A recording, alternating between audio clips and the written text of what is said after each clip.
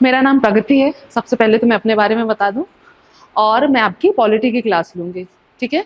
अभी आपकी 2 क्लास हुई, ज्योग्राफी और एमपी, है ना।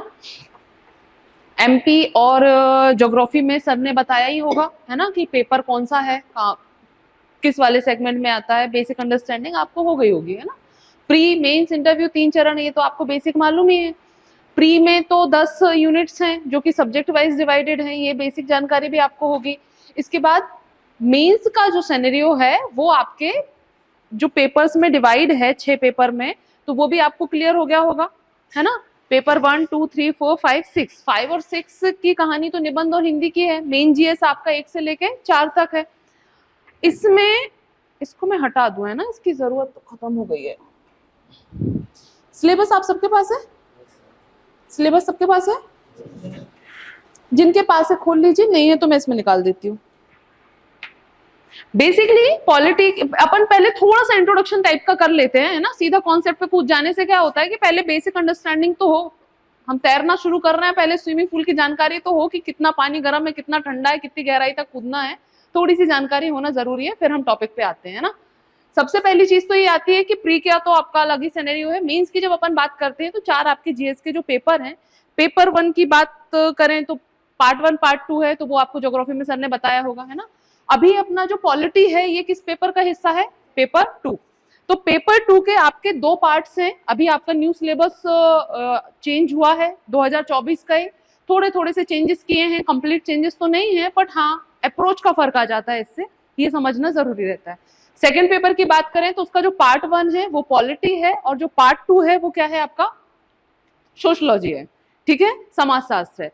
तो ये है आपके सेकंड पेपर का पार्ट ए, जिसका इन्होंने टाइटल दिया हुआ है संविधान, शासन व्यवस्था, राजनीतिक और प्रशासनिक संरचना, जिसको अपन आम भाषा में कह देते हैं पॉलिटी, है ना। तो आपका सेकंड पेपर पार्ट ए है पॉलिटी, और इसका इन्होंने ये बड़ा ही क्लियरली सा डिफाइंड सिलेबस दिया हुआ है 3 यूनिट में। अब मैं ऐसे क्यों कह रही हूँ कि क्लियरली डिफाइंड सिलेबस दिया हुआ है? क्या ऐसा पहले नहीं था? हाँ, तो ऐसा पहले नहीं था, इसी वजह से ये बड़ा ही अच्छे से क्लियर दिया हुआ है। इससे क्या फायदा होता है? पढ़ने में आसानी होती है, पेपर प्रिडिक्ट करने में आसानी होती है। सबसे बड़ी बात, जब आपको सिंपल दे दिया जाता है पॉलिटी या कोई भी सब्जेक्ट का नाम होता है, तो सब्जेक्ट की रेंज बहुत वाइड होती है। आप जब पढ़ने के लिए निकलते हैं, कितना कुछ होता है पढ़ने के लिए, आप नहीं जान सकते कि किस वाले सेगमेंट से पेपर आएगा। इस नए सिलेबस में कुछ बुराइयां भी हैं, पर सबसे अपन को बुराइयों से क्या मतलब, हम पॉजिटिव साइड देखें जिससे हमें मतलब है। पॉजिटिव साइड ये है कि सिलेबस को बहुत अच्छे से इन्होंने क्लियरली डिकोड कर दिया है, क्लियरली डिफाइन कर दिया है। जैसे कि आप देख सकते हो, एक बार नजर डाल लो। यूनिट 1 में आपको दिया गया है संविधान के बारे में। अब पहले क्या होता था, सिंपल संविधान लिखा हुआ, अब इन्होंने संविधान की भी रेंज बता दी कि हम कहां से प्रश्न पूछेंगे। कहने का मतलब पीएससी ने गूगल मैप खुद दे दिया है, सिलेक्शन के डेस्टिनेशन तक पहुंचने का पूरा गूगल मैप दे दिया कि यहाँ यहाँ यहाँ यहाँ यहाँ से इनको प्रश्न पूछना है। आपको ज्यादा कहीं भटकने की आवश्यकता ही नहीं है। अब भटकने की आवश्यकता का क्या मतलब? फिर आप कहेंगे कि भाई पॉलिटी, क्योंकि पॉलिटी की रेंज बहुत बड़ी है। आप जब बुक्स पढ़ते हैं, रेफरेंस बुक्स पढ़ते हैं, वो किसी एग्जाम के लिए डिजाइन नहीं होती है, वो किसी सब्जेक्ट के लिए डिजाइन होती है ना। जैसे कि आपने एक फेमस नाम सुन रखा होगा पॉलिटी की किताब का, एम लक्ष्मीकांत। बस नाम सुना है या बुक भी है? बुक भी है, पढ़ी भी है? नहीं पढ़ी चलो, पढ़ी है तो भी ठीक है, नहीं पढ़ी है तो भी ठीक है। बुक एमपीपीएससी के लिए बनी है ना यूपीएससी के लिए बनी? किताब बनी एक सब्जेक्ट के लिए, जिसमें पूरी वाइड रेंज होती है, पूरा का पूरा कवर किया जाता है। तो क्या वो सारा का सारा हमारे लिए इंपॉर्टेंट होता है? तो बिल्कुल नहीं। एमपीपीएससी के मेंस में इस सिलेबस को डिकोड किया हुआ है, इस वजह से हमको सिलेबस को देखना और समझना बहुत जरूरी है। वही वाली बात है, आप तैराकी शुरू कर रहे हो तो पहले जान तो लो उस पानी के बारे में, उस स्विमिंग पूल के बारे में। और वही है, सिलेक्शन होने में और ना सिलेक्शन होने में इतना ही फर्क होता है, नॉलेज का फर्क नहीं होता, आप भी जानते हैं, है ना। ऐसा नहीं है कि जिनका सिलेक्शन नहीं हुआ उनको नॉलेज की कमी थी, या जिनका हो गया उनको संपूर्ण ज्ञान था। हो गया, उनने वो सटीक रास्ता अपना लिया और बिल्कुल सही समय पे सही चीजें एग्जीक्यूट कर ली, यही है ना। आप बिल्कुल सही समय पे सही निशाना लगा दिए, सिलेक्ट हो गए। और जरा सा सही समय, थोड़ा सा समय चेंज हुआ या निशाना चूका और कहानी चूक गई। तो वो सारी कहानी, वो जो सारे सटीक निशाने कहाँ से लगते हैं? सबसे पहली शुरुआत यहीं से होती है। तो सिलेबस अगर आपके टिप पे है, सिलेबस अगर आपकी अंडरस्टैंडिंग में आ जाता है, तो पढ़ने की रास्ता और अप्रोच आपको बहुत क्लियरली मिल जाती है। तो पहला काम तो यही होना चाहिए कि हम इसको पूरा अच्छे से समझ लें। थोड़ा सा फास्ट फॉरवर्ड मोड पे अपन थोड़ा सा इसको एक नजर डाल लेते हैं। पहली यूनिट में क्लियरली इन्होंने संविधान के तत्वों को दिया हुआ है ना, पहला टॉपिक ही इन्होंने संविधान दिया हुआ है और बहुत अच्छे से क्लियरली पूछा है, बताया है उन्होंने कि वो निर्माण पूछेंगे, विशेषताएं, मूल ढांचा और संविधान के संशोधन के बारे में है। दूसरी यूनिट, दूसरे चैप्टर कहें फर्स्ट यूनिट का ही, तो उसमें उनके वैचारिक तत्वों को उन्होंने ज्यादा एम्फेसाइज किया है, जैसे कि आपका उद्देशिका, मूल अधिकार, मूल कर्तव्य, राज्य के नीति निर्देशक तत्व। यहाँ पे ये चीज समझने की है कि इसमें ये शब्द नए नहीं होंगे आपके लिए, है ना। समझने की बात यहाँ पे नई इंपॉर्टेंट ये है कि इस चीज पे ये ज्यादा जोर दे रहे हैं। तो क्वेश्चन की संभावना कहाँ से होगी? उन्हीं सेगमेंट से होगी। मतलब चाहते तो ये तो सिर्फ संविधान के ही हिस्से है ना, चाहते तो इसे डिकोड ना करते। डिकोड करने का मतलब है कि पीएससी खुद बता रहा है कि उनका जोर कहाँ पर होगा, किन चीजों को वो आपसे जानना चाह रहे हैं। यही तो है ना सिलेबस का मतलब, कि हम कहाँ से आपसे प्रश्न पूछेंगे। वो अपनी मानसिकता आपको क्लियरली बता रहे हैं यहाँ पर। तो इसका मतलब ये है कि इन दो चीजों पे हमको बहुत अच्छे से ध्यान देना है। अगली चीज इन्होंने दे रखी है संघवाद, जिसमें इन्होंने केंद्र राज्य संबंध बस दिए हुए हैं। बाकी यहाँ से शुरू किया हुआ है इन्होंने न्यायपालिका, जिसमें है उच्चतम न्यायालय, उच्च न्यायालय, न्यायिक पुनरावलोकन, न्यायिक सक्रियता, लोक अदालत और जनहित याचिका। अगर आपको पॉलिटी के बारे में थोड़ा बहुत होगा आइडिया, ऑब्वियसली इसमें एक बहुत मेन चीज मिसिंग है। क्या है, क्या नहीं है इसमें? आपने पॉलिटी के बारे में जो सुन रखा होगा, तो विधायिका, कार्यपालिका, आपकी पूरी संसद सिलेबस का पार्ट नहीं है। तो क्या ये पॉलिटी का पार्ट भी नहीं है? सबसे इंपॉर्टेंट पार्ट है। तो ये मेरा मतलब था इस बात को कहने का कि क्यों हमको सिलेबस को समझना जरूरी है, ताकि हम वो रेंज समझ सकें कि पीएससी के क्वेश्चन कहाँ से आने वाले हैं या पीएससी कहाँ किस रेंज की तरफ जा रही है। तो पीएससी में सबसे मेन, अब वो कारण क्या है, वो क्यों ऐसा हुआ, ऐसा होना था कि नहीं होना था, इज डिफरेंट टॉपिक, हमें उससे मतलब नहीं है। हमारे सामने जो चीज है हमें उसको डील करने से मतलब है। तो आपका विधायिका, कार्यपालिका वाला जो सेगमेंट है वो आपके सिलेबस से मिसिंग है। इसका मतलब क्या ये है कि बिल्कुल नहीं पढ़ेंगे? पढ़ना पड़ेगा, जरूरी है पढ़ना, क्योंकि इंपॉर्टेंट पार्ट है, पर सिलेबस में नहीं है। तो इस वजह से हमको ये भी पता चल जाता है कि हमको उसकी कितनी गहराई में उतरना है और कितना नहीं उतरना है। तो हमको जो चीजें नहीं है सिलेबस में वो सिर्फ जाननी है कि हाँ ऐसे भी कॉन्सेप्ट्स हैं, उनके बारे में जानकारी होनी चाहिए। पर क्या हमको उसमें बिल्कुल कूद जाना है, डूब जाना है, या जितनी डिटेल में हमें ये चीजें पढ़ेंगे वो पढ़नी है? तो बिल्कुल नहीं पढ़नी है ना। ये चीज समझना बहुत जरूरी है।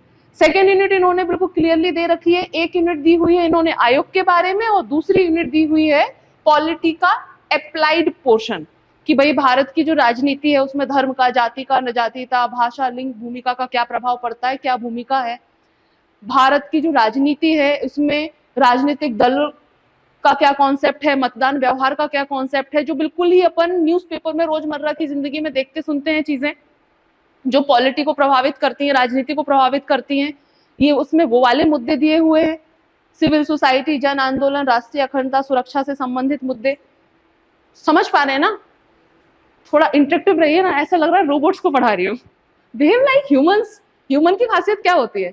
एक्सप्रेशन होते हैं, कोई चीज बुरी लगती है तो चेहरा बुरा होता है, अच्छी लगती है तो अच्छा होता है, जीवन में उत्साह होता है, मतलब यही दो चार भाव तो होते हैं ना। और रोबोट में कोई भाव नहीं होते हैं, बस वो होता है। तो behave like humans. Third unit दी हुई है इनकी लोकतंत्र के बारे में, जिसमें दिया है इन्हें लोकतंत्र की विशेषताएं, राजनीतिक प्रतिनिधित्व, निर्णय प्रक्रिया में नागरिकों की भागीदारी। मतलब आप समझ पा रहे हैं कि यहाँ पे काफी टेक्निकल सा पोर्शन दिया हुआ है ना। यहाँ पे उसका एक अप्लाइड पोर्शन दिया हुआ है और उसका जो कहना चाहिए हमारी रोजमर्रा की जिंदगी से संबंध होता है, जैसे कि आपके जो संगठन होते हैं जिनको एनजीओ कहते हैं, सेल्फ हेल्प ग्रुप्स कहते हैं, मीडिया है, समुदाय आधारित संगठन है, ये सारी चीजें दी गई हैं आपकी थर्ड यूनिट में। थर्ड यूनिट की ही जो लास्ट चैप्टर है इसमें दिए गए हैं पॉलिटिकल थिंकर्स। तो इस तरह से देखा जाए तो जो आपका जो सिलेबस डिजाइन किया गया है, ना तो ये कंप्लीटली कॉन्स्टिट्यूशन है, ना तो ये कंप्लीटली पॉलिटी है, ना तो ये कंप्लीटली गवर्नेंस है, और ना ही कंप्लीटली पॉलिटिकल साइंस है। सबका थोड़ा थोड़ा थोड़ा थोड़ा मिक्सचर है। ये समझना क्यों जरूरी है? अगेन फिर से उसी बात पे आ रही हूँ जहां से बात शुरू की थी, क्योंकि हर एग्जाम इतना क्लियरली डिफाइन नहीं होता है। पॉलिटी है, हम सब उठा के पॉलिटी पढ़ लेते हैं, उस दोस्त से पूछ लिया, उस दोस्त से पूछ लिया, किसी भैया का एग्जाम निकल गया, उनसे पूछ लिया, अच्छा आपने किसके नोट्स लिए थे, आपने किसके नोट्स लिए थे, और अपन ने भी लेके उसको उठा लिया। कहने का मतलब ये, यहाँ पे अब आज की डेट में वो एक फॉर्मूला सबके लिए अप्लाई नहीं होने वाला है। ना ही एक किताब, ना ही एक नोट्स, क्योंकि अब हमारा जो सिलेबस है वो बहुत क्लियरली डिफाइन किया हुआ है। ठीक है, तो ये है आपकी सिलेबस की संरचना मेंस के लिए।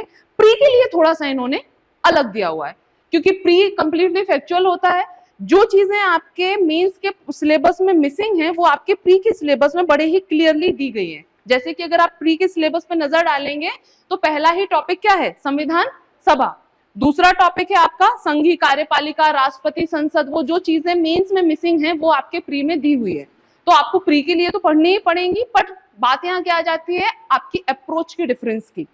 जब हमको प्री के लिए पढ़ना है तो उसी कॉन्सेप्ट को क्या हमको बहुत गहराई में सारे कॉन्सेप्ट्स में एकदम डूबना होगा क्या? नहीं, उनकी एक बेसिक अंडरस्टैंडिंग लेते हुए उनकी फैक्चुअल समझ रखनी होगी। वहीं जब हम मेंस के टॉपिक्स पर आएंगे तब हमको इसकी डीप कॉन्सेप्चुअल और फैक्चुअल समझ भी रखनी होगी, अंडरस्टैंडिंग रखनी होगी। क्योंकि अब मेंस का जो पैटर्न वो चला है, अभी आप देखेंगे तो जो बिल्कुल 2017, 18, 19 तक था कंप्लीट वैसा है क्या? नहीं है। अप्रोच बदल गई है। सिलेबस भले बहुत ज्यादा ना बदला हो, पर प्रश्न पूछने की अप्रोच बदल गई है, आंसर देने के तरीके बदल गए हैं, और यहीं पे सबसे ज्यादा कंपटीशन में डिफरेंस आ गया है। तो ये चीज थोड़ी सी समझना जरूरी है, तब अपन सिलेबस को अपन शुरू करेंगे। ठीक है, तो ये चीज आपको क्लियर है कि हमको पॉलिटी में क्या पढ़ना है। एक चीज को लोग बहुत कम इंपॉर्टेंस देते हैं, अपना अपना एक रवैया होता है, और इसी वजह से वही है ना, सफलता कहते हैं ना पिरामिड के जैसी होती है। जहां पे नीचे जहां संख्या ज्यादा होती है वहां असफल लोग होते हैं, और जो सफल लोग होते हैं उनकी संख्या कम होती है। तो कहने का मतलब है कि जो काम ज्यादा लोग कर रहे हैं जरूरी नहीं है वो काम सही है। सिंपल सी बात है, क्योंकि सफलता बिल्कुल पिरामिड जैसी होती है। शिखर पे मुट्ठी भर लोग होते हैं और वो मुट्ठी भर लोगों ने वो सही तरीके अपनाए होते हैं। तो इसका मतलब ये कि जो लोग ज्यादा लोग कह रहे हैं यहाँ पे वो वाला फॉर्मूला सही नहीं होता है। तो मैं जो बात कह रही थी कि पता नहीं इस चीज पे स्टूडेंट्स एस्पिरेंट्स कम ध्यान देते हैं, वो क्या है, सिलेबस का एनालिसिस। हम बस नजर डाल लेते हैं, ठीक है ठीक है ठीक है, पॉलिटी है, हाँ हो गया। पूरी मेहनत ध्यान कहाँ लगाएंगे, वो जो टेबल पे किताब रखी है, अच्छा ये मुझे भूल गया, ये मुझे याद है, अच्छा इस नोट्स का मैं याद कर लेता हूँ, उस नोट्स का याद कर लेता हूँ। अगर आप टॉपर से जब भी बात करेंगे, जिनका भी सिलेक्शन हुआ होगा, जो आपने यूट्यूब पे सुने होंगे वो भी, और जो आपने सामने देखे होंगे वो भी, वो आपको हमेशा यही कहते मिलेंगे, नहीं नहीं नहीं मैंने इतना कुछ नहीं पढ़ा, मैंने तो बस ये नोट्स पढ़े थे, ये पढ़ा था। ऐसा होता है ना अक्सर। कई बार ये भी मन में डाउट आता है, झूठ बोल रहे हैं क्या, ऐसे कैसे सिलेक्ट हो गए। दरअसल वो सबसे ज्यादा सही वही बोल रहे होते हैं, क्योंकि उनने सारी मेहनत की होती है इसको समझने में, इस बात को समझने में कि प्रश्न कहाँ से आ रहे हैं, अप्रोच क्या है, पैटर्न क्या है।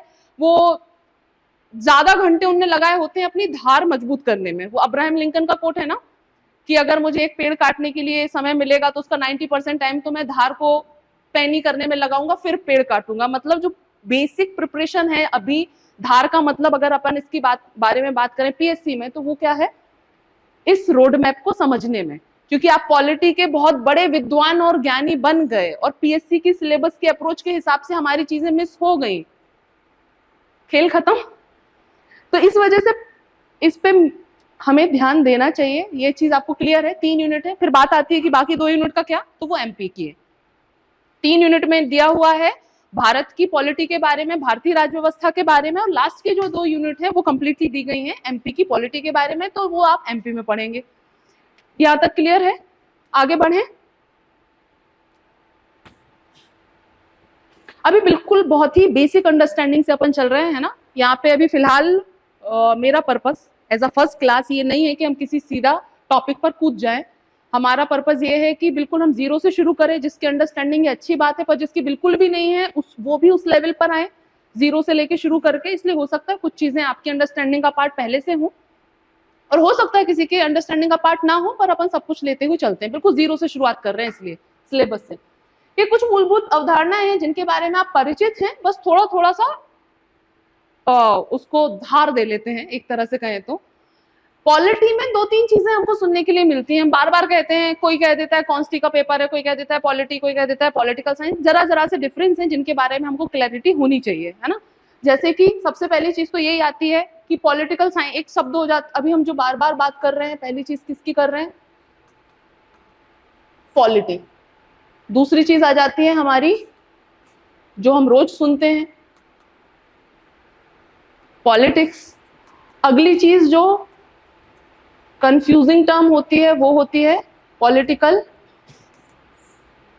साइंस। और अगली चीज जो हम वर्ड यूज करते हैं, कॉन्स्टिट्यूशन, ठीक है, क्या इनमें डिफरेंस है?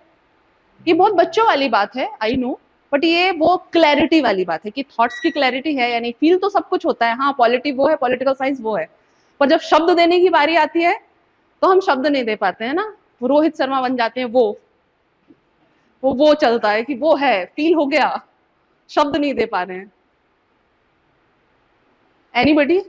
कोशिश तो करिए, पता है आपको, ऐसा कुछ भी नहीं, इसमें कुछ भी नया नहीं है, आपको भी मालूम है ये बात, मुझे भी मालूम है आपके बारे में। कोशिश करेंगे तो दिमाग तेज चलेगा। दिमाग की आदत है ना, जब हम कोशिश नहीं करते हैं तो वो एकदम स्लीप मोड में आ जाता है कि अभी तो हम बैठे हैं, बस देख रहे हैं पिक्चर, और थोड़ा सा जब वो इंटरेक्टिव होता है तो वो तेज चलना शुरू होता है कि अब हमको कुछ बोलना भी पड़ेगा क्या।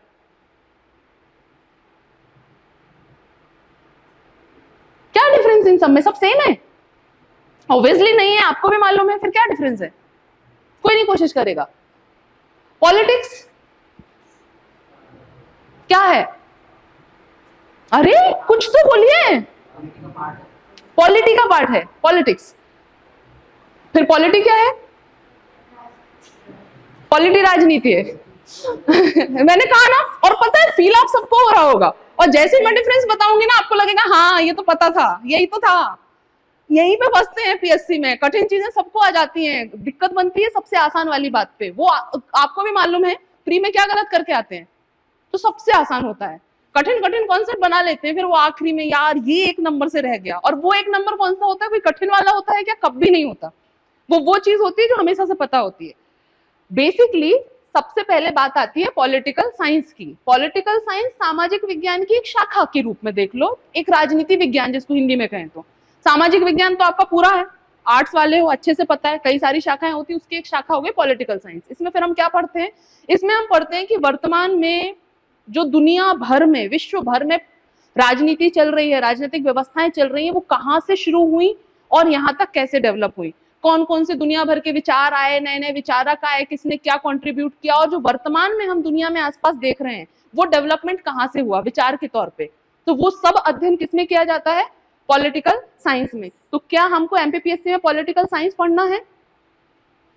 नहीं पढ़ना है। इस पॉलिटिकल साइंस का जो अप्लाइड फॉर्म होता है, सत्ता प्राप्ति के लिए किए जाने वाले जो प्रयास होते हैं, वो क्या कहलाते हैं? पॉलिटिक्स, राजनीति। आप अच्छे से जानते हैं ना, जो आप रोजमर्रा की जिंदगी में देखते हैं, उसको अगर हम परिभाषिक रूप से कहें तो सत्ता प्राप्ति के प्रयास, वो क्या कहलाते हैं? पॉलिटिक्स। तो हमको क्या ये पढ़ना है सिलेबस में? बिल्कुल नहीं पढ़ना है। हमको क्या पढ़नी है? पॉलिटी। तो फिर पॉलिटी क्या है? इस पॉलिटिकल साइंस को अप्लाई करने के लिए जो पॉलिटिक्स की जाती है, उस पॉलिटिक्स के पीछे कौन से कॉन्सेप्ट काम करते हैं ताकि उस देश की जो व्यवस्था है, जो शासन है, वो सुचारू रूप से चल सके। इसलिए जो पॉलिटी के लिए शब्द यूज होता है वो क्या होता है? राज व्यवस्था। पॉलिटिक्स के लिए जो यूज होता है शब्द वो राजनीति, और जो पॉलिटिकल साइंस के लिए शब्द यूज होता है वो है राजनीति विज्ञान। तो कहने के लिए वो एक ही चीज दिखाई देती है, पर क्या एक ही है? नहीं है, बिल्कुल नहीं है। फिर कॉन्स्टिट्यूशन क्या चीज है? संविधान क्या है?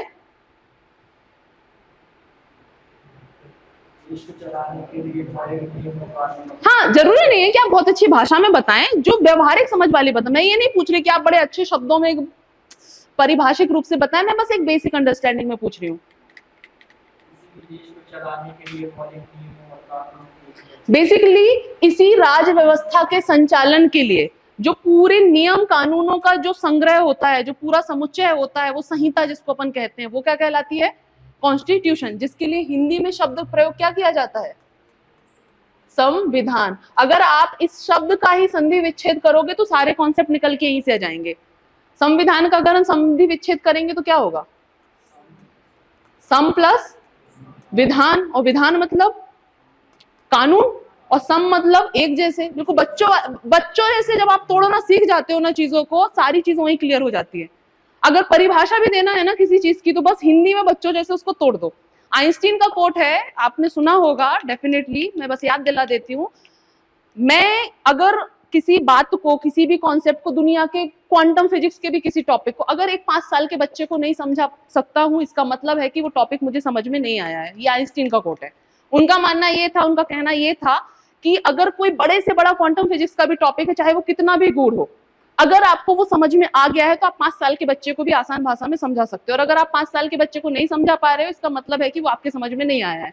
तो जब ये बच्चों जैसा तोड़ना सीख जाते हो ना, वो 5 साल के बच्चे को समझाने जैसा, इसका मतलब है आपको क्लैरिटी आ गई है। और हमको उसी क्लैरिटी को लाना है, क्योंकि हम भारी भारी कॉन्सेप्ट तो सीख जाते हैं, बेसिक क्लैरिटी हमारी मिसिंग हो जाती है। तो इस पॉलिटी के संचालन के लिए, राज्य व्यवस्था के संचालन के लिए जो पूरा कानून का विधान है, जो वो क्या कहलाता है आपका? संविधान।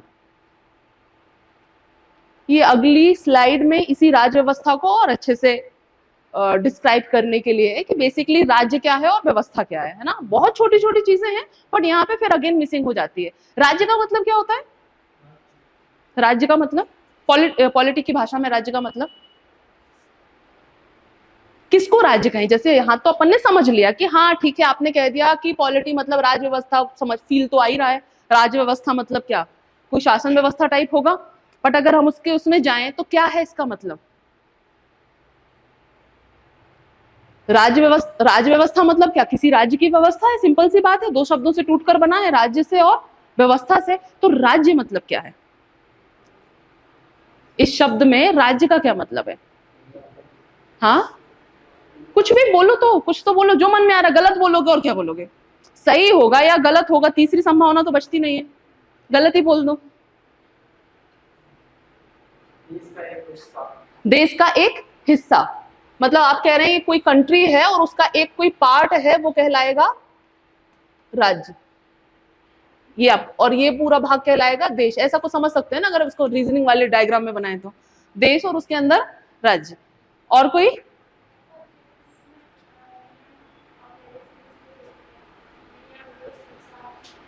नियम, वेशभूषा, तो वो क्या कहलाता है? राज्य।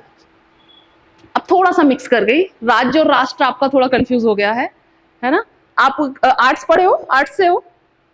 साइंस से हो? अच्छा, देख बेसिकली राज्य का मतलब अपन आम भाषा में ले लेते हैं, यही जो आपने कहा, देश के अंदर वाले जो स्टेट्स होते हैं उनके लिए। हालांकि इसके लिए जो कायदे से शब्द होता है हिंदी में, वो होता है प्रांत।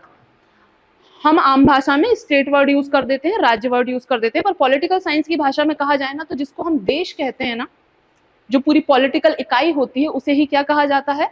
राज्य। यहीं से शब्द निकला है राजनीति, राज्य की नीति निकली है राजनीति, और इसी राज्य की व्यवस्था से निकला है राज्य व्यवस्था। फिर बात ये आती है कि ये तो बड़ा कंफ्यूजिंग टर्म है, कुछ तो डेफिनेशन होनी चाहिए इस राज्य की। तो इस राज्य की जो डेफिनेशन है, वो बेसिकली ये 4 तत्व तय करते हैं कि किसी भी एक निकाय को, किसी भी एक जगह को, किसी भी एक लोकेशन को आप कब राज्य कहोगे। तो वो जगह राज्य तब कहलाएगी जब उसमें ये 4 तत्व एक साथ हों, तब वो क्या कहलाता है? राज्य। तो बेसिकली राज्य के 4 तत्व क्या है? जनसंख्या, भूभाग, सरकार और संप्रभुता। अगर ये 4 तत्व हैं तभी वो एक राज्य कहलाने की हैसियत रखता है। क्या अगर इसमें से एक भी तत्व मिसिंग है तो वो राज्य नहीं कहलाएगा। फॉर एग्जाम्पल, कोई एक स्थान है और वो बस एक स्थान है, मतलब भूभाग है, और उस पर अगर कब्जा कर लिया जाए तो क्या उसको दर्जा मिल जाएगा राज्य का? जैसे पहले होता था, एक टाइम पे होता भी था, राजसूय यज्ञ होते थे, घोड़ा दौड़ता जाता था, जिस जगह तक पहुंच जाता था वहां तक उस राजा का झंडा गाड़ दिया जाता था कि अब उसका राज्य। आज पॉसिबल है? नहीं है ना। तो ये आधुनिक राज्य की परिभाषा है। तो उसमें इन 4 तत्वों का होना जरूरी है। तो भूभाग हो गया, भूभाग खाली है और उसके साथ जनसंख्या भी आ गई कि भाई एक तो था वो घोड़ा दौड़ गया, खाली भाग में दौड़ गया, भूभाग है, आपको समझ में आ गया। नहीं, आज की डेट में तो ऐसा नहीं हो सकता। अपन उसके साथ एक और तत्व जोड़ दें, जनसंख्या का, कि मान लीजिए किसी स्थान, उस भूभाग की जनसंख्या मतलब जनता जो है वो भी मान ले कि ये व्यक्ति हमारा राजा है या ये व्यक्ति हम पे शासन करेगा, तो क्या उसको राज्य की आज की डेट में मान्यता दी जा सकती है? नहीं दी जा सकती ना। जबकि पहले ऐसा होता था। अगर मान लीजिए किसी भूभाग की जनसंख्या मान ले कि ये अमुक व्यक्ति हमारा राजा होगा, तो ऐसे ही तो होता था ना। शुरुआत तो हमारी वैदिक व्यवस्था की ऐसी हुई थी, कुछ लोगों ने मिलकर किसी एक व्यक्ति को अपना राजा मान लिया, उसको टैक्स देने लग गए। तीसरा तत्व क्या जरूरी है आज की डेट में उसको राज्य कहलाने के लिए? सरकार। पर फिर भी इमेजिन करके देखो कि क्या आज की डेट में सिर्फ ये 3 तत्व हैं तो वो राज्य माना जा सकता है?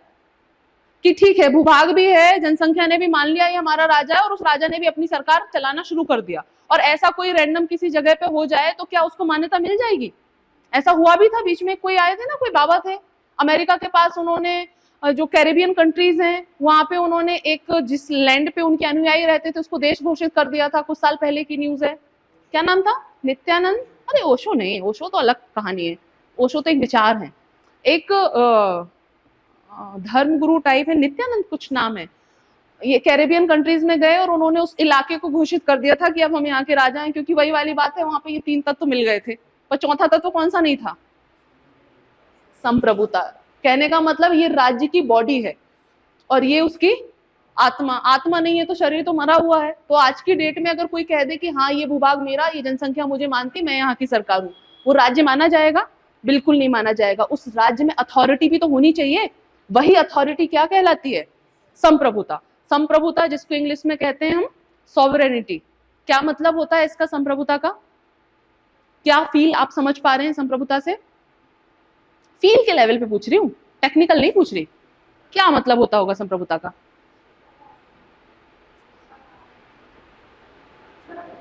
खुद का शासन करने की अथॉरिटी बेसिकली। सही कह रहे हो आप। संप्रभुता बिल्कुल वैसे ही हिंदी में तोड़ के देखो, संप्रभु, स्वयं प्रभु, मेरा प्रभु मैं स्वयं हूं। इसका मतलब क्या हुआ? मैं अपने सारे डिसीजन लेने में खुद सक्षम हूं। तो इसको अगर हम पॉलिटिकल साइंस की भाषा में कहें तो संप्रभुता वो पावर होती है या वो अथॉरिटी होती है जिसके कारण हम किसी भी इंटरनल प्रेशर या किसी भी एक्सटर्नल प्रेशर के बिना अपने निर्णय स्वयं ले सकते हैं। जैसे कि भारत सरकार एक संप्रभु सरकार है, हम किसी भी प्रेशर के बिना अपने निर्णय लेने में सक्षम है, तो वही क्या कहलाती है? संप्रभुता। इस संप्रभुता का कोई भी सोर्स हो सकता है। जैसे कि आपने कह तो दिया कि ठीक है भारत सरकार संप्रभु सरकार है, पर उसको पावर कहां से मिल रही होगी? कोई तो चीज होगी ना जिसने उसको पावर दी होगी। तो वर्तमान में वो पावर हमको संप्रभुता की किसने दे रखी है? हमारे संविधान में। ये बहुत बेसिक कॉन्सेप्ट्स हैं, इतनी बेसिक बातें हैं कि जो बहुत ही बेसिक है कि हमारी अंडरस्टैंडिंग से मिसिंग हो जाती है, इसलिए हम इतने जीरो से यहाँ से लेकर चल रहे हैं। इसमें से एक भी नाम शब्द मुझे नहीं लगता कि आपने कभी पहले नहीं सुना होगा, बट वो क्लैरिटी का होना जरूरी है जो हम सिलेबस शुरू करने से पहले हमारे अंदर होनी चाहिए। कूद जाना सिलेबस में बहुत आसान है, बस छोटी छोटी चीजों की क्लैरिटी होना बहुत जरूरी है। तो राज्य व्यवस्था मतलब क्या? किसी राज्य की व्यवस्था। राज्य मतलब यहाँ पे क्या? जिसमें भूभाग, जनसंख्या, सरकार, संप्रभुता, ये 4 तत्व हों। आम भाषा में अगर हम कहें, समझने की भाषा में, तो देश भी राज्य ही है। राज्य के अंदर जो हमने पार्ट्स बना रखे हैं, प्रांत, वो भी राज्य ही है। तो हर वो स्थान, हर वो जगह जहां पे सरकार के शासन संचालन की अथॉरिटी है, वो क्या है? राज्य है। आम भाषा में हम उनके लिए 2-3 शब्द यूज कर लेते हैं। पूरे जब नेशन की बात करते हैं तो हम उसको देश कह देते हैं, उसके किसी उसकी भाग करते हैं तो उसी को हम राज्य कह देते हैं, स्टेट कह देते हैं। तो वो थोड़ी टर्म्स कंफ्यूजिंग हो जाती है। जैसे कि देश के लिए अपन कॉमनली शब्द यूज राष्ट्र भी कर लेते हैं, पर अगर हम पॉलिटी की बात करें, पॉलिटिकल साइंस में बात करें, तो देश और राष्ट्र में भी डिफरेंस होता है, वैचारिक डिफरेंस होता है। बिल्कुल वैसे ही तो आम भाषा के में भले ही ये सारी बातें एक जैसी सुनाई देती हैं, पर टेक्निकली सब में डिफरेंस होता है ना। जैसे देश के लिए कहते हैं हम क्या? नेशन। राष्ट्र किसको कहते हैं? आजकल राष्ट्रवाद, ये सारा कुछ बहुत न्यूज में रहता है ना, आए दिन बहस होती रहती है, राष्ट्रवाद राष्ट्रवाद राष्ट्रवाद। तो राष्ट्र क्या है? क्या कोई भी देश राष्ट्र कहला सकता है? अच्छा, भारत एक देश है कि राष्ट्र है? राष्ट्र है आपके हिसाब से या टेक्निकली? मतलब आप ऐसा मानते हैं राष्ट्र है या टेक्निकली ये राष्ट्र है? भारत देश है मानती हूं, पर क्या भारत राष्ट्र है? अब अगेन फंस गए ना। बहुत छोटी छोटी सी चीजें हैं जो हम रोज सुनते हैं, और पॉलिटी में यही छोटी छोटी सी अंडरस्टैंडिंग, थोड़ी सी क्लैरिटी का डिफरेंस होता है कि नहीं होती है। इस वजह से इतने जीरो से शुरू कर रहे हैं, बेसिकली नहीं है हम इस। और यहीं पे भारत में जो वर्तमान में जितने विवाद दिखाई दे रहे हैं ना अपन को आसपास, ये सिर्फ इसी वजह से चल रहा है। एक धड़ा कहता नहीं भारत राष्ट्र है, और एक उसको टेक्निकली डिफाइन करता है कि नहीं नहीं नहीं है। क्यों ये विवाद आता कहां से है? मान लीजिए सूरज है तो गर्म है, आप भी कहोगे गर्म है, मैं भी कहूंगी गर्म है। मैं तो नहीं कहने लगूंगी नहीं नहीं ठंडा है, आप ऐसे कैसे कह सकते हो। ये डिफरेंस क्यों आ रहा है? कोई तो वजह होगी जो डिफरेंस क्रिएट कर रही है। वो डिफरेंस है इसकी टेक्निकलिटी। जैसे कि ये राज्य वाली टेक्निकलिटी, राज्य कहा जाता है किसी भी संप्रभु सरकार, जो संप्रभु स्थान को क्या कह दिया जाएगा, आपका राज्य। उसी को अपन स्टेट के लिए भी यूज कर लेते हैं। ये जो एंटिटी मिलके, स्टेट्स, प्रांत मिलके एक जो बड़ी एंटिटी बनाते हैं, उसको हम कह देते हैं देश या नेशन। फिर राष्ट्र क्या है? ये कैसा कॉन्सेप्ट है देश? एक पॉलिटिकल कॉन्सेप्ट है, एक एडमिनिस्ट्रेटिव कॉन्सेप्ट है कि इस देश का जो एडमिनिस्ट्रेशन है, मतलब अगर मान लीजिए ये सो एंड सो पार्ट है, इसका पूरा जो ये एक पूरी एक एडमिनिस्ट्रेटिव यूनिट है, तब उसको हम क्या कहते हैं? देश। तो ये कैसा कॉन्सेप्ट हो गया? टेक्निकल, है ना, प्रशासनिक कॉन्सेप्ट हो गया। राष्ट्र क्या है? एक वैचारिक कॉन्सेप्ट है, थॉट्स की बात आती है। राष्ट्र उस जगह को कहा जाता है जिस जगह के सभी लोग एक साझी विरासत, साझी भाषा, साझा कल्चर रखते हैं, तब उसको क्या कहा जाता है? राष्ट्र। और भारत के साथ क्या पूरे देश में एक सा ही कल्चर है हर पार्ट का? नहीं है। और यहीं से विवाद जन्म ले लेता है। कुछ कहते हैं कि हाँ ठीक है, कल्चर तो अलग है पर हमारी विरासत तो एक ही है, वहीं से आती है। तो कुल मिला के हमको अभी उस डिबेट में नहीं फंसना है कि वो डिबेट क्या होनी चाहिए, भारत राष्ट्र है कि नहीं है। मैं सिर्फ यहाँ आपको परिचित कराना चाह रही हूँ कि ऐसी डिबेट है भी तो क्यों है, वो कहाँ से ओरिजिन हो रही है। तो वो यहाँ से ओरिजिन हो रही है इनकी परिभाषाओं से कि देश एक आपका टेक्निकल टर्म है, आपकी एक एडमिनिस्ट्रेटिव यूनिट है, तब उसको क्या कहा जाता है? देश। और उसके एडमिनिस्ट्रेशन के लिए उसको कई भागों में बांट दिया जाता है, जिसको प्रांत कहते हैं, इंग्लिश में स्टेट्स कहते हैं, और आम भाषा में उसको हम राज्य भी कहते हैं। पर जब हम उसके कॉन्सेप्ट्स की बात करते हैं तो राष्ट्र तब कहा जाता है जब वो सारे एक ही विचारधारा को मानते हैं, एक सी संस्कृति रखते हैं और एक जैसा उनका हिस्टोरिकल बैकग्राउंड होता है, तब उसको कहा जाता है क्या?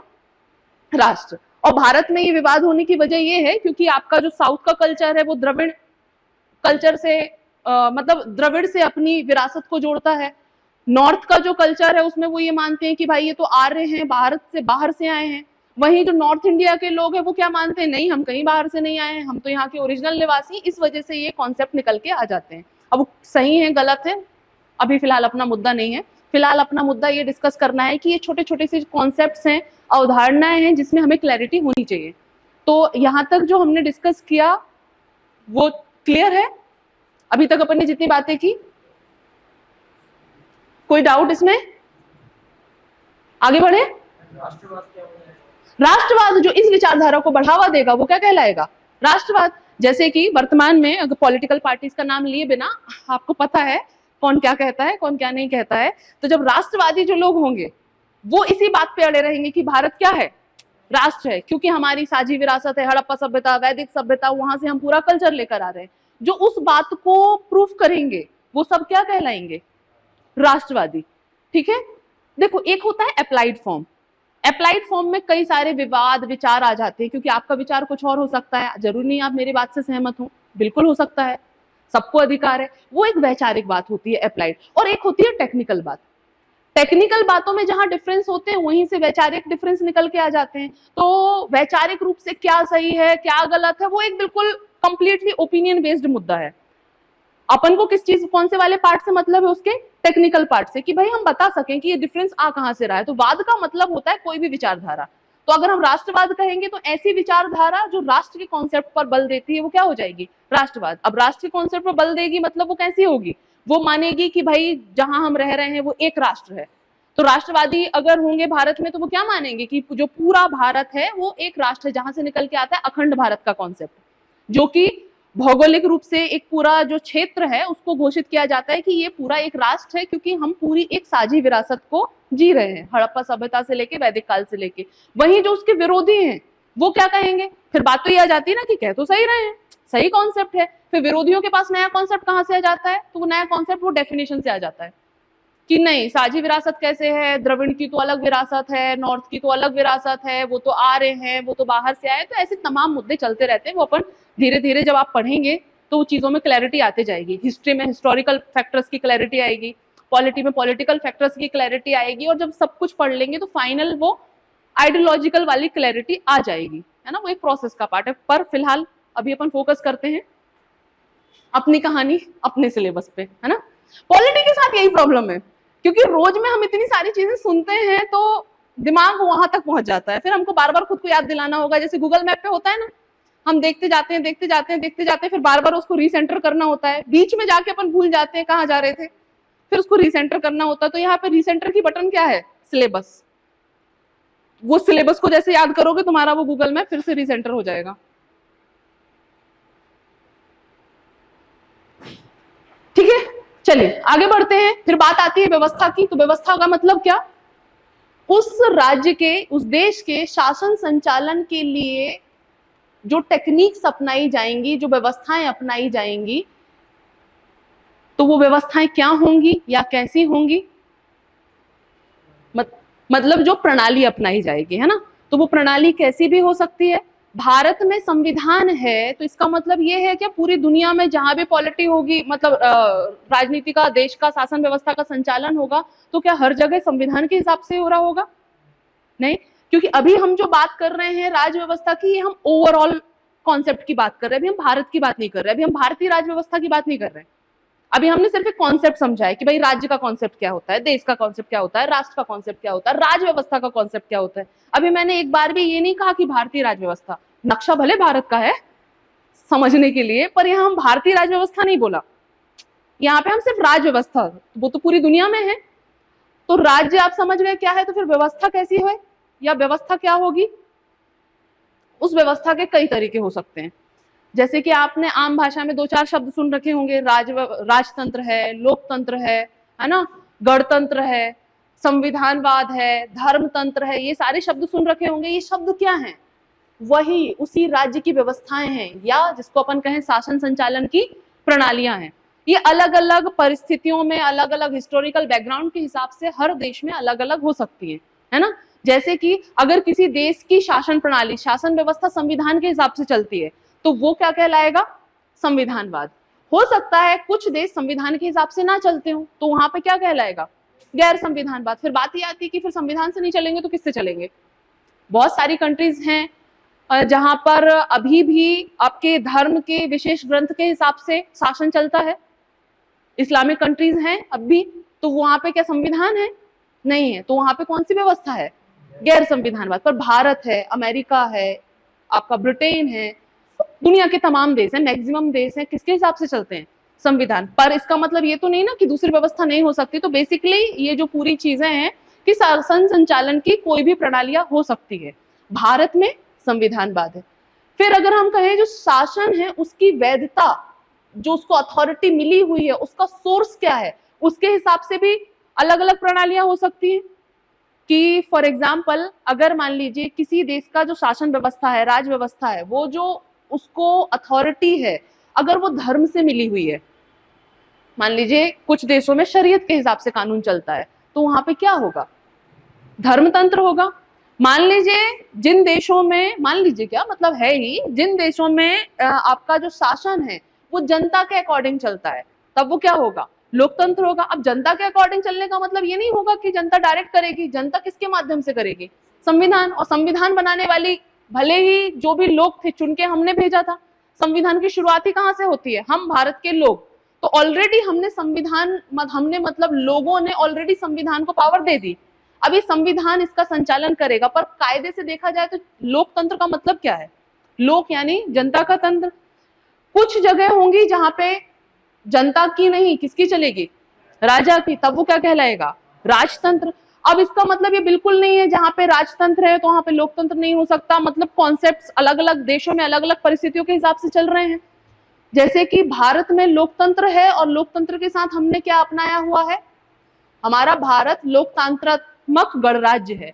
मतलब क्या है साथ में? गणतंत्र। वहीं पर ब्रिटेन है, उसमें लोकतंत्र के साथ क्या है? राजतंत्र है। फिर क्या डिफरेंस हुआ लोकतंत्र और गणतंत्र में? हाँ, बेसिकली राष्ट्र प्रमुख की बात होती है। जो हमारा राष्ट्र प्रमुख होगा, प्रथम व्यक्ति, जैसे कि हमारे भारत में क्या है? राष्ट्रपति। राष्ट्रपति जब वंशानुगत नहीं होता है, जब उसका निर्वाचन होता है, तब वो वहां की व्यवस्था क्या कहलाती है? गणतंत्रात्मक व्यवस्था। जब देश का जो प्रमुख होता है, first member of the country, जब वो वंशानुगत होता है, वही राजा का बेटा राजा जिसको आम भाषा में कहते हैं, तब वहां पे क्या होता है? राजतंत्र। तो लोकतंत्र के साथ राजतंत्र भी हो सकता है, लोकतंत्र के साथ गणतंत्र भी हो सकता है। भारत में क्या है? लोकतंत्र के साथ गण। तो भारत की व्यवस्था लोकतांत्रिक, भारत एक लोकतांत्रिक गणराज्य है। वैसे ही और भी डिवीजन दिए हुए हैं इसमें, जैसे कि शासक समूह में शामिल व्यक्तियों के आधार पर हो सकती है तानाशाही हो सकता है, राजतंत्र हो सकता है, अल्पतंत्र हो सकता है, गुटतंत्र जिसको कहते हैं, या फिर तीसरी वही कैटेगरी आपका लोकतंत्र हो सकता है। ये सारे शब्द एक साथ आपके सामने लिखे हुए हैं उस अंडरस्टैंडिंग के डेवलपमेंट के लिए कि भाई जिस राज्य व्यवस्था की हमने 2 मिनट पहले बात की थी, ये राज्य जो था वो देश जिसमें ये 4 तत्व होते हैं, उसकी व्यवस्थाएं कई प्रकार की हो सकती हैं। अभी हमने भारत की बात नहीं की, अभी हमने बस एक ओवरऑल बात की है कि उस राज्य की कई तरह की व्यवस्थाएं हो सकती हैं। जैसे कि इसमें एक और कैटेगरी है शासन प्रणाली के व्यवहारिक मूल्यांकन के आधार पर, भीड़ तंत्र, धन तंत्र, औसत तंत्र, निरंकुश तंत्र, गुण तंत्र, वृद्ध तंत्र। अब तक की जो भी पॉलिटिकल डेवलपमेंट है उसके हिसाब से, इसका मतलब ये नहीं है कि ये सारे के सारे आइडियोलॉजीज आज की कंट्री में, मतलब आज के वर्ल्ड में हर जगह अप्लाइड है। अभी वर्तमान में हम जिस समय में जी रहे हैं, मैक्सिमम कंट्रीज में क्या है, लोकतंत्र है और संविधानवाद है। बाकी वहां की स्थानीय परिस्थितियों और उनके हिस्टोरिकल बैकग्राउंड के हिसाब से कुछ कुछ चेंजेस होते रहते हैं। इसी वजह से कुछ जगहों की सरकारें अनस्टेबल रहती हैं और कुछ सरकारें स्टेबल रहती हैं। उन सब में उसी का फर्क है कि वहां पे किस प्रणाली को अपना रखा है। तो अब दुनिया की बात बाद में करें, पहले ये देख लें फिर भारत में किस प्रणाली को अपना रखा है। तो भारत में हमने पहली चीज तो किसको अपनाया हुआ है, संविधानवाद को। और इस संविधान में हमने किसको अपनाया है, लोकतंत्र और गणतंत्र को। और इस पूरे सिस्टम को, मतलब अगर हम बात करें भारतीय राज्य व्यवस्था की, अभी हमने जो बात की थी ओवरऑल राज्य व्यवस्था की थी कि राज्य व्यवस्था क्या चीज है। अब हम बात किसकी कर रहे हैं, भारतीय राज्य व्यवस्था। अल्टीमेटली हमें मतलब इसी से है, पर वही वाली बात है, हम सीधा इस पे कूद जाएं तो वो बेसिक अंडरस्टैंडिंग कभी हो ही ना पाए, जो छोटी छोटी हमको होना जरूरी है। जब हम भारतीय राज्य व्यवस्था की बात करते हैं, ये अच्छा है, तुरंत बोर्ड में कोई चीज मिट जाए फिर लिखते रह जाओ, हर चीज से कुछ प्रोज होते हैं कुछ कॉन्स होते हैं, ये अच्छी चीज है। तो भारतीय राज्य व्यवस्था की जब हम बात करें तो भारतीय राज्य व्यवस्था का जो पावर का सोर्स है वो क्या है, हमारा संविधान। और उस संविधान के संचालन के लिए, उस संविधान के सुचारू रूप से संचालन के लिए हमने पूरे शासन को, पूरे सिस्टम को 3 कैटेगरीज में बांटा हुआ है, जिससे आप परिचित होंगे पहले से ही। वो 3 भाग कौन से हैं, विधायिका, कार्यपालिका और न्यायपालिका। विधायिका आपको मालूम है क्या, जो विधि निर्माण के लिए उत्तरदायी है ना। इसकी 2 कैटेगरीज में अगर अपन देखें तो केंद्र की विधायिका होगी और राज्य की विधायिका होगी। विधायिका मतलब जहां पे विधान बनाए जाएंगे, मतलब कानून बनाए जाएंगे। तो केंद्र में आपके विधान बनाने वाली 2 संस्थाएं हैं, एक है आपकी लोकसभा और एक है आपकी राज्यसभा। राज्य में आपकी 2 संस्थाएं हैं, विधानसभा और विधान परिषद। वहीं इसके द्वारा बनाए गए कानूनों को लागू करने का, क्रियान्वयन का कार्य करने वाली जो संस्था है वो कहलाएगी आपकी कार्यपालिका। और कार्यपालिका को हम 2 हिस्सों में देख सकते हैं, समझ सकते हैं कि स्थायी कार्यपालिका और अस्थायी कार्यपालिका। स्थायी कार्यपालिका से क्या मतलब है, सिविल सर्विसेज। बेसिकली जो civil services, state civil service हो चाहे ऑल इंडिया सर्विस हो, उनसे जो चुन के जाएंगे वो किसका भाग बनेंगे, स्थायी कार्यपालिका का। फिर अस्थायी कार्यपालिका का भाग कौन बनेगा, पॉलिटिशियन। सारे पॉलिटिशियन इसका भाग होंगे क्या, नहीं, वो तो विधायिका का भाग होंगे ना। सारे पॉलिटिशियन विधान बनाएंगे बैठ के। फिर इसमें कौन से पॉलिटिशियन होंगे, मंत्री परिषद। बेसिकली सारे लोग जो चुनाव जीत के जाते हैं वो सब विधायिका में बैठते हैं और कानून बनाते हैं। तो क्या सारे के सारे कानून लागू करने के लिए जिम्मेदार हैं, नहीं। केंद्र में देखें तो प्रधानमंत्री की मंत्रिपरिषद होती है, राज्यों में देखें तो मुख्यमंत्री की मंत्रिपरिषद होती है। लागू करने के लिए तो वही जिम्मेदार है ना। तो अस्थायी कार्यपालिका का भाग सारे चुने हुए विधायक, एमएलए, एमपीज नहीं होंगे। कौन होंगी, मंत्रिपरिषद, ठीक है। और स्थायी में होंगी आपकी सिविल सर्विसेज। अगली चीज, न्याय के लिए जिम्मेदार संस्था आपकी न्यायपालिका, मालूम ही है। हमने जहां विधायिका में और कार्यपालिका में शक्ति के पृथक्करण को अपनाया हुआ है, केंद्र के लिए और राज्य के लिए, वहीं हमने न्यायपालिका में एकीकृत व्यवस्था को अपनाया हुआ है ना। जहां पे सबसे ऊपर है आपका सर्वोच्च न्यायालय, उसके नीचे है आपके उच्च न्यायालय और उसके नीचे है आपके अधीनस्थ न्यायालय। इसमें हमने केंद्र के लिए अलग सिस्टम, राज्य के लिए अलग सिस्टम नहीं रखा है, क्योंकि न्याय सबसे जरूरी तत्व है और न्याय में वो रिस्क नहीं ली जा सकती। सर्वोच्च न्यायालय एकीकृत व्यवस्था से मतलब क्या है कि सर्वोच्च न्यायालय के दिए हुए जजमेंट्स उसके सारे नीचे के न्यायालयों पे लागू होंगे, सारे उच्च न्यायालय उसके जजमेंट्स मानेंगे और सारे उच्च न्यायालय के जजमेंट्स को उनके अधीनस्थ न्यायालय मानेंगे। अधीनस्थ न्यायालय से मतलब आपके सारे डिस्ट्रिक्ट कोर्ट्स हो जाएंगे, इसमें आपके सारे सेशन कोर्ट्स हो जाएंगे। जब राजस्व के मामले देखते हैं तो उनको जिला न्यायालय कह देते हैं, और जब वो आपके आपराधिक मामले, फौजदारी मामले देखते हैं तब हम उनको सेशन कोर्ट कह देते हैं या सत्र न्यायालय कह देते हैं। तो ये शासन का जो पूरा संचालन है, तो भारतीय राज्य व्यवस्था के संचालन के लिए हमने सोर्स शक्ति किसको बनाया हुआ है? संविधान को।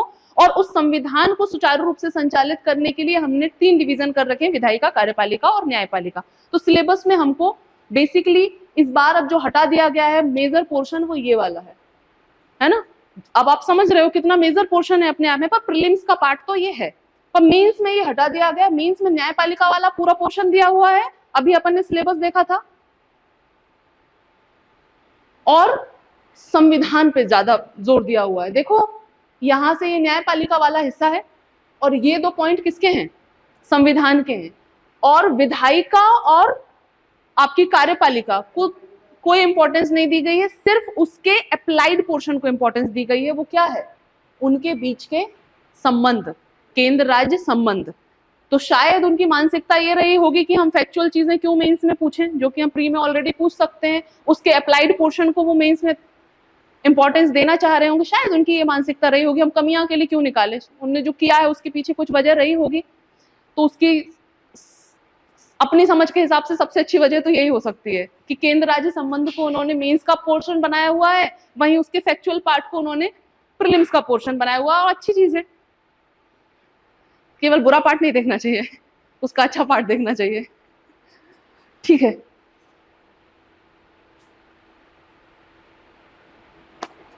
ये बेसिकली, क्योंकि अब हमको सिलेबस कहाँ से शुरू करना है, ये तो अभी तक अपन ने जो डिस्कस किया ये बहुत ही बेसिक अंडरस्टैंडिंग थी, बस आपकी पॉलिटी की अंडरस्टैंडिंग बनाने के लिए। अल्टीमेट हमारा सिलेबस कहाँ से शुरू होता है? भारतीय संविधान से।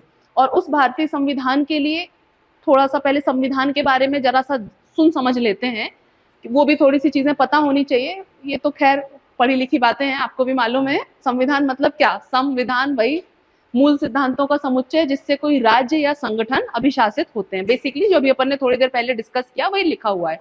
समझने वाली बात इसमें यह है कि क्या संविधान हमेशा लिखित ही होता है? दोनों रूप में हो सकता है, संविधान लिखित भी हो सकता है और संविधान अलिखित भी हो सकता है। जैसे कि भारत का संविधान, यूएसए का संविधान लिखा हुआ है, प्रॉपरली आपका डॉक्यूमेंटेड है। पर वहीं अगर हम बात करें आपके ब्रिटेन की, तो वहां का संविधान अलिखित संविधान है। तो क्या अलिखित संविधान का मतलब ये हुआ कि कहीं भी नहीं लिखा होगा? क्या मतलब? फिर अगर संविधान लिखा ही नहीं है तो क्या होगा इसका अस्तित्व? किसी को याद होगा? क्या होगा कि कोई एक व्यक्ति होगा जिसने लिखा नहीं होगा पर उसको याद होगा, उससे पूछ लेते होंगे बताओ भाई क्या है आर्टिकल। मतलब खैर ये तो मजाक की बात हुई, पर क्या मतलब हुआ लिखित का और अलिखित का? लिखित तो दिखाई शब्दों में तो दिख रहा है, लिखित मतलब लिखा, अलिखित मतलब नहीं लिखा हुआ। तो संविधान की सेंस में अगर हम बात करें तो लिखित तो ठीक है, पूरी किताब है, फिर अलिखित है तब क्या होता होगा? बेसिकली एक दिन बैठ के उसका मतलब संकलन किया गया होगा, बट उसको एक दिन बैठ के पूरी तरह से डॉक्यूमेंटेड नहीं किया गया। जैसे कि भारत का संविधान है, यूएसए का संविधान है, संविधान सभा बैठी, कुछ लोग बैठे, डिसाइड किया कि ये मुद्दे होंगे, देश का संचालन ऐसे होगा, और उसको पूरा डॉक्यूमेंटेड किया गया, तब वो क्या कहलाएगा? लिखित। पर समय समय पे धीरे धीरे डेवलप होता चला गया। जैसे कि ब्रिटेन का संविधान, पूरी दुनिया भर में उनकी कॉलोनी थी, उन्होंने अपने उपनिवेश स्थापित किए थे, उनका शासन व्यवस्थाएं धीरे धीरे समय के साथ परिपक्व होती चली गई। पहले जो परिस्थितियां बदलती चली गई वैसे वो अपने आप को बदलते चले गए। फिर प्लस सुप्रीम कोर्ट बीच बीच में अपने निर्णय देता रहा, उनको भी उनके संविधान का हिस्सा मान लिया गया। तो अलिखित का मतलब है कि उसको प्रॉपरली डॉक्यूमेंटेड एक किसी संस्था द्वारा नहीं किया गया है। पर इसका मतलब ये बिल्कुल नहीं है कि उनके पास कुछ रिटर्न में नहीं है, सब कुछ है उनके पास रिटर्न में। तो अलिखित, और यहाँ से प्रश्न पूछा गया है, वो कितना सिंपल सी बात है ना, अपन को लगता है कितनी सिंपल सी बात है, ठीक है अलिखित है, लिखित है। और 2016 या 17 के प्रीलिम्स का क्वेश्चन है शायद, अगर आपने प्रीवियस ईयर देखे हो तो, जिसमें ये सीधा पूछा गया था कि निम्नलिखित में से किस देश का संविधान अलिखित है? तो उत्तर वही होना था, ब्रिटेन का संविधान अलिखित है। कई बार हम कितनी बड़ी बड़ी कठिन चीजें पढ़ के जाते हैं ना और समझ के जाते हैं, और जब हम पेपर देखते हैं उसमें इतनी सिंपल बात पूछी होती है कि ऐसा लगता है ना इतना सारा पढ़ा था, ये पूछना था इनको, पर बात तो वही, और वो भी गलत हो जाता है। मैं वहीं आ रही थी कि वो सही हो जाए तब तक भी कुछ नहीं है, क्या आप एक बार सोच लोगे, और जब वो गलत हो जाता है ना, जब वो वही वाली बात है जो अपन ने भी छोटी छोटी बातें डिस्कस की, मुझे नहीं लगता उसमें से कोई भी बात ऐसी होगी जो आपको पहले नहीं पता थी, पर पढ़ने के बाद क्लैरिटी आई होगी उस चीज को लेकर, वहीं पे अंतर आ जाता है। पता तो सबको सब होता है, वो जो एग्जाम में कंफ्यूजन होती है, जब आपकी हार्ट बीट कानों तक सुनाई देती है, जब पंखा चल रहा होता है फिर भी पसीना छूट रहा होता है, जब आप अपना नाम भी 4 बार एश्योर करते हो, जब आप OMR में अपना नाम लिखते हो ना, वॉट एवर आपका नाम है, प्रगति, तो मैं उसमें भी सोचूंगी P ऐसा ही होता है ना, R ऐसा ही होता है ना। मतलब कहने का ये, जब एंजाइटी हाई पे होती है तब आप अपना नंबर और रोल नंबर तक रीएश्योर करते हो। मतलब मेरे साथ तो हुआ है ये शुरुआती टाइम पे, तो मतलब जब पहली बार OMR फिल की थी, हाथ कांपते थे कुछ गलत ना हो जाए। रोल नंबर में अगर 255 लिखा है ना तो ऐसे लिखते थे 2, पक्का 2 ही है ना, ठीक है 5 ही है ना। ये कहने का मतलब ये मेरा कि जब आपकी एंजाइटी उस लेवल पर होती है ना, तब आसान से आसान बात भी गलत हो जाती है। जो पेपर खत्म होते ही OMR छीनते ही लगता है अरे इसका उत्तर तो ये होना था। इसलिए आपने हमेशा देखा होगा जो लोग पेपर देने नहीं गए होते हैं किसी साल का, वो क्या कहते हैं, पेपर बड़ा आसान था। ऐसा नहीं कि वो झूठ बोल रहे होते हैं, ऐसा भी नहीं कि वो गप मार रहे होते हैं, पर क्योंकि वो एक इतने रिलैक्स मोड में होते हैं घर में कि तुम्हें भी पता है कि क्या होगा उत्तर। बट सेम व्यक्ति को जब पहुंचा दिया जाए उस एग्जामिनेशन हॉल में, जब उसकी हार्ट बीट कानों तक सुनाई दे रही हो, जब अपना नाम और रोल नंबर भी वो चेक कर रहा हो, तो गलती की संभावना बढ़ जाती है। तो इसलिए छोटी छोटी सी क्लैरिटी होना बहुत जरूरी है बड़ी चीजों को समझने से पहले। तो संविधान लिखित भी हो सकते हैं और अलिखित भी हो सकते हैं। क्योंकि टाइम हो गया है तो क्या हम संविधान का निर्माण डिस्कस करें? 2-3 फैक्ट्स हैं, फैक्चुअल चीजें हैं जो पता होनी चाहिए, इनको देख लेते हैं। आपकी संविधान की शक्ल देख लेते हैं। संविधान की किताब, कितनी सुंदर कैलीग्राफी की गई है ना इस पे। संविधान की जब आप बुक देखेंगे, मैं ही शेयर कर लूंगी वीडियो, इतनी सुंदर हैंड राइटिंग में, हैंड रिटन है ना, आपको मालूम होगा जो आपकी ओरिजिनल प्रति है संविधान की, वो हैंड रिटन है, प्रॉपर उस पर कैलीग्राफी की गई है। ये जो आपको दिख रहा है ये पेन की कैलीग्राफी है, कोई डिजिटल प्रिंट नहीं किया गया है उस पर, ऑब्वियसली तब तो था भी नहीं डिजिटल प्रिंट। बड़ी सुंदर सी इसकी शक्ल है, अंदर अलग अलग पेजेस पे अलग अलग हमारी पूरी माइथोलॉजी और उस सबको यूज किया गया है। और अभी इंटरव्यू में पूछा भी गया था कि मूल अधिकारों वाला जो पेज है उस पे किसका वो है, किसकी ड्राइंग है, जो मूल अधिकारों वाला पेज है ना, तो उस पे किसकी ड्राइंग है ये पूछा गया था। तो राम जी का है, जो उनका राम जी, लक्ष्मण जी और जो सीता जी जो जा रहे होते हैं ना, वो जो वनगमन वाला जो दृश्य है वो वाला उस पे मूल अधिकारों वाले उस पर है। ये इंटरव्यू में किसी से पूछा था, मेरे से तो नहीं पूछा पर किसी से पूछा था। तो मैं फिर बड़े ध्यान से बाकी वीडियो निकाल के देख के गई थी संविधान की, क्योंकि अपने पास तो ओरिजिनल कॉपी है नहीं, वीडियोस मिल जाती है, तो मैं उस पर देख के गई थी। भाई पता नहीं क्या पूछ ले, DPSP पे किसका है, पर खैर उनसे किसी और वजह से पूछ लिया होगा, ऐसा नहीं पूछते हैं रैंडम कुछ भी, कोई बात निकली होगी उनसे वैसी, इसलिए पूछ लिया होगा। चलिए टाइम हो गया है तो अपन ये 2-3 चीजें देख लेते हैं। संविधान आपको ये तो बचपन से ही मालूम ही है, गणतंत्र दिवस हम जो 26 जनवरी मनाते हैं वो डेट किसकी है संविधान लागू होने की, जो कि है 26 जनवरी 1950, हमेशा से मालूम है। अभी हाल ही में हमने एक नया दिवस घोषित किया है, वो है आपका संविधान दिवस 26 नवंबर। वो डेट कौन सी है? जिस दिन हमने संविधान को अंगीकृत किया था, जो कि आपकी 26 नवंबर 1949। और अब भी हाल ही में 2 महीने पहले जुलाई में एक और बड़ा अच्छा धमाका हुआ है, एक और दिवस घोषित हुआ है संविधान से रिलेटेड। इंस्टाग्राम चलाते होगे, ट्विटर चलाते होगे, न्यूज़पेपर पढ़े होगे तो पता होगा, अब भी हाल ही में जुलाई में एक नया दिवस, नहीं पता? संविधान हत्या दिवस है ना, पढ़ा होगा न्यूज में। कौन सी डेट है? कौन सी डेट है नहीं मालूम? आइडिया, तुक्का कि कौन सी हो सकती है, कहां तक उनकी बुद्धि चली होगी, कहां तक उन्हें दिमाग लगाया होगा। एक लॉजिकली कॉमन सेंस है कि कौन सा दिन हो सकता है वो। हाँ, तो संविधान की हत्या हो गई उस दिन, तो गवर्नमेंट तो उन्हीं की है, वो खुद की गवर्नमेंट को हत्या दिवस थोड़ी घोषित करेंगे, विपक्षी करेगा ना। इमरजेंसी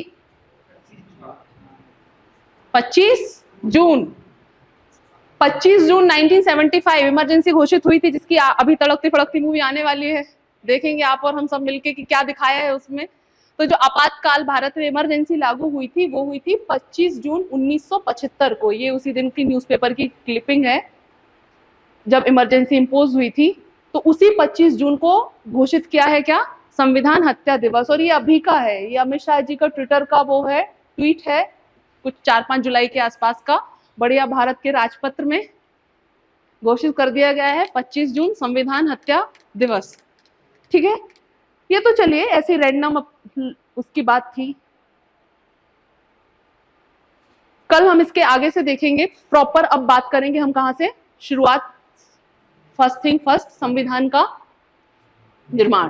ठीक है, तो यहां से कल हम शुरू करेंगे। अभी तो आज का पूरा सिलेबस और कॉन्सेप्ट्स की अंडरस्टैंडिंग से अपन ने देख लिया है। कल अपन यहां से शुरू करेंगे संविधान के निर्माण से। तो अभी इस यहां तक अगर किसी को कोई डाउट है, कंफ्यूजन है, या इससे अलग भी हो सकता है, तो आप पूछ सकते हैं। सर जरूरी नहीं है जो पढ़ाया है उससे ही डाउट हो, कुछ भी हो सकता है। खत्म, समझे? ठीक है, अभी इसके बाद और क्लास है।